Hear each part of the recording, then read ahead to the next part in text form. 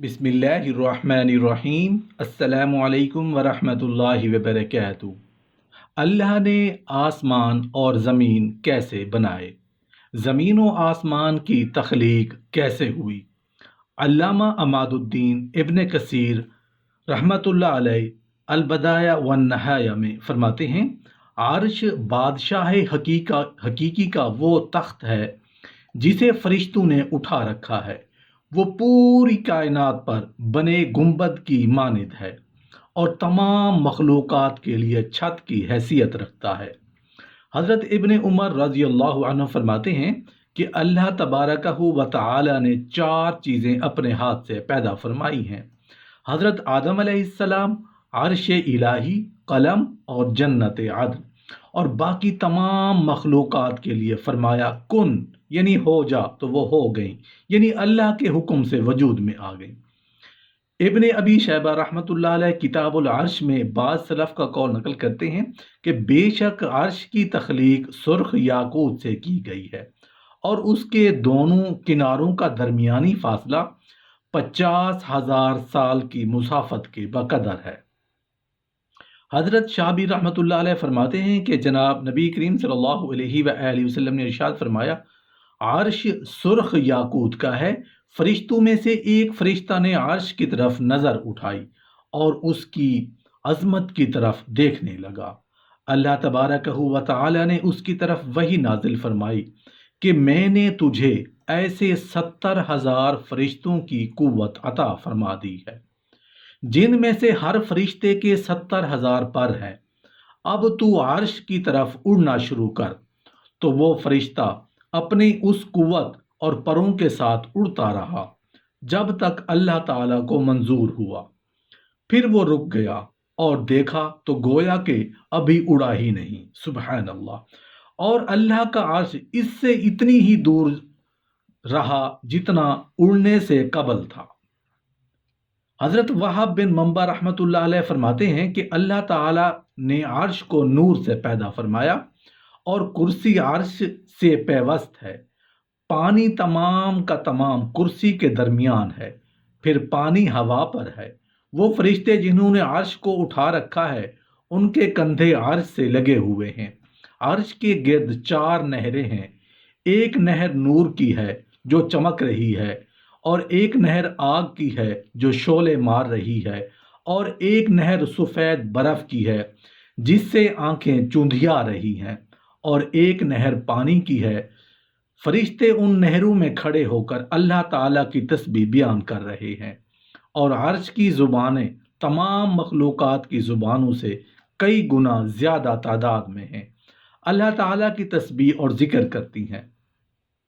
हज़रत इमरान बिन हुसैन रज़ी अल्लाह अन्हु बयान करते हैं कि मैं एक मरतबा नबी करीम सल्लल्लाहु अलैहि वसल्लम की मजलिस में मौजूद था।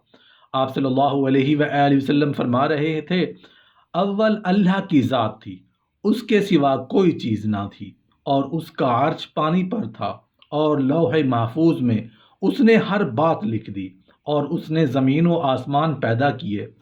हज़रत वहाब रहमतुल्लाह अलैह फरमाते हैं कि अल्लाह का अर्श इससे पहले पानी पर मौजूद था, जबकि अल्लाह ताला ने अभी आसमान और ज़मीन को पैदा नहीं किया था। फिर जब अल्लाह ताला ने आसमान और ज़मीन को पैदा करने का इरादा फरमाया तो मुट्ठी में थोड़ा सा पानी उठाया, फिर मुट्ठी को खोला तो उससे धुआं उठने लगा। अल्लाह ताला ने उसको 2 दिन में 7 आसमानों में बदल दिया। फिर पानी से मट्टी उठाई और उसको बैतुल्लाह शरीफ की जगह पर रखा। फिर उसी से ज़मीन को फैलाया। अल्लाह ताला ने मुख्तलिफ कुव्वतों को भी दिनों में पैदा किया। आसमान को भी 2 दिनों में पैदा किया, ज़मीन को भी 2 दिनों में पैदा किया।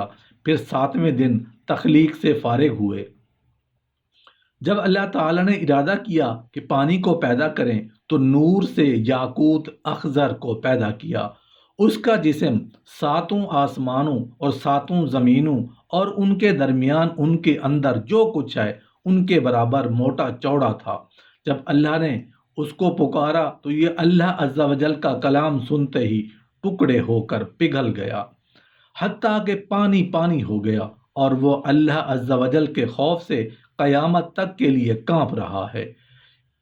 اس طرح سے جب وہ روکے ہوئے یا چلتے ہوئے اللہ کی طرف دیکھتا ہے تو کانپ جاتا ہے، اسی طرح سے وہ کنواں میں بھی اللہ کے خوف سے قیامت تک کے لیے کانپ رہا ہے۔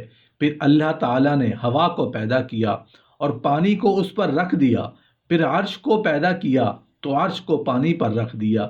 یہی اللہ تعالیٰ کا فرمان ہے کہ وہ اللہ ایسا ہے کہ سب آسمان اور زمین کو 6 دن کی مقدار میں پیدا کیا۔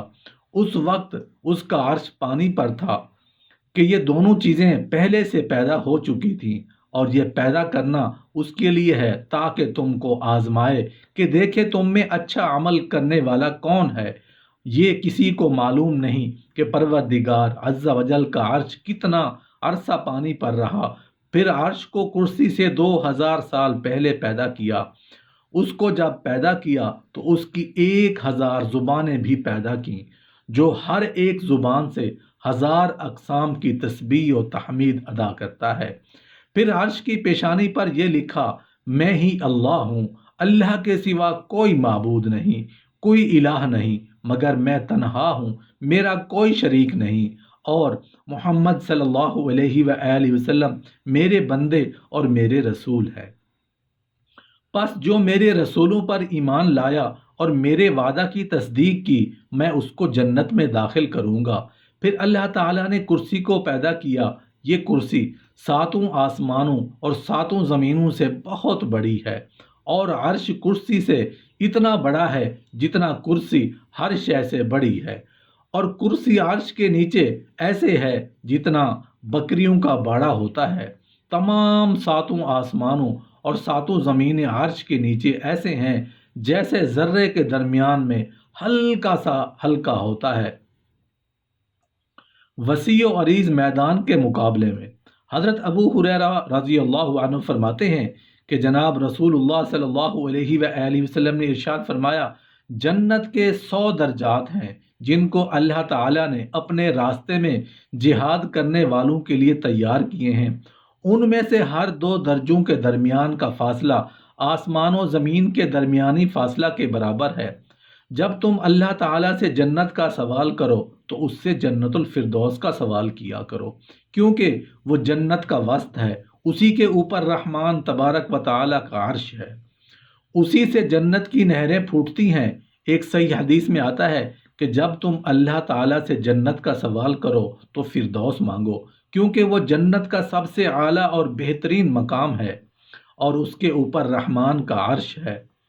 والشمس والقمر والنجوم کے بارے میں طبرانی رحمۃ اللہ علیہ نے الاوسط میں، اور ابن مردویہ نے حضرت انس سے یہ حدیث بیان کی ہے کہ رسول اللہ صلی اللہ علیہ وآلہ وسلم نے فرمایا کہ سورج، چاند اور ستارے عرش کے نور سے پیدا کیے گئے ہیں۔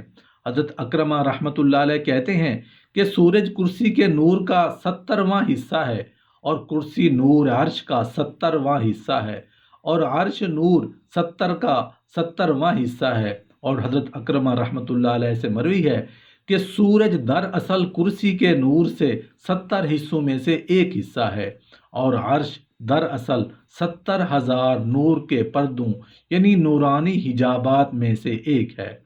منقول ہے کہ حاملین عرش اور حاملین کرسی کے درمیان ظلمت کے 70 حجاب ہیں، 70 حجاب نور کے ہیں، اور ہر حجاب کے درمیان 500 برس کا فاصلہ ہے۔